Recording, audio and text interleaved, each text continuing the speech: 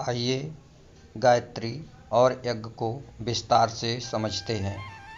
गायत्री को भारतीय संस्कृति की जननी एवं यज्ञ को भारतीय धर्म का पिता कहा गया है। ये दोनों ज्ञान और विज्ञान के अंतरंग एवं बहिरंग जीवन के समन्वयक केंद्र माने गए हैं। भारतीय तत्व दर्शन, आचार शास्त्र व दृष्टिकोण को समझने के लिए उपर्युक्त दोनों आधारों को गहराई तक समझना पड़ेगा। किसी समय ये देश 33 कोटि देवताओं का, दिव्य नागरिकों का देश था। यहाँ के निवासी जगत गुरु, चक्रवर्ती, विज्ञान वेत्ता एवं विभूतियों के अधिपति के रूप में विश्व में हर क्षेत्र का नेतृत्व करते थे। सर्वतोमुखी प्रगति का आधार क्या है, इस जानने के लिए विश्व के कोने कोने में जिज्ञासु यहाँ आते थे। वे अपने क्षेत्र को प्रकाशवान बनाने के लिए जिस ज्ञान को समेटकर ले जाते थे, उसका सार तत्व यदि 2 शब्दों में कहना हो तो गायत्री और यज्ञ को ही कहा जा सकता है।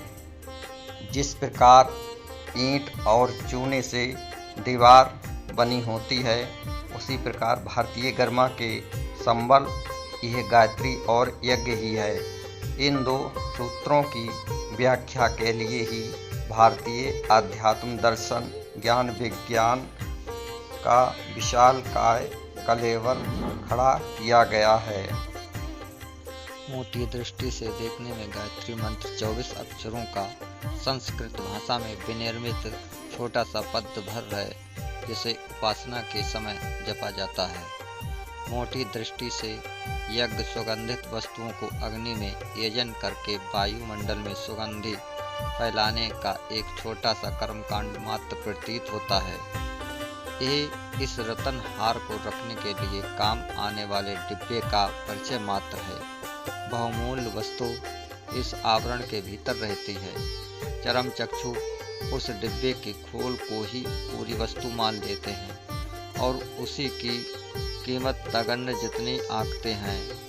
यदि उन्हें वह आवरण खोलकर भीतर रखे बहुमूल्य आभूषणों को देखने का अवसर मिला होता तो प्रतीत होता कि जितना समझा गया था, उसकी तुलना में वास्तविकता असंख्य गुनी महत्वपूर्ण है। गायत्री को जप भजन का माध्यम माना अवश्य गया है, पर उतने ही तक सीमित नहीं है। यज्ञ से वायु शुद्धि भी होती है, पर उसे इतने छोटे दायरे तक सीमित कर देना यथार्थता के साथ अन्याय करना होगा।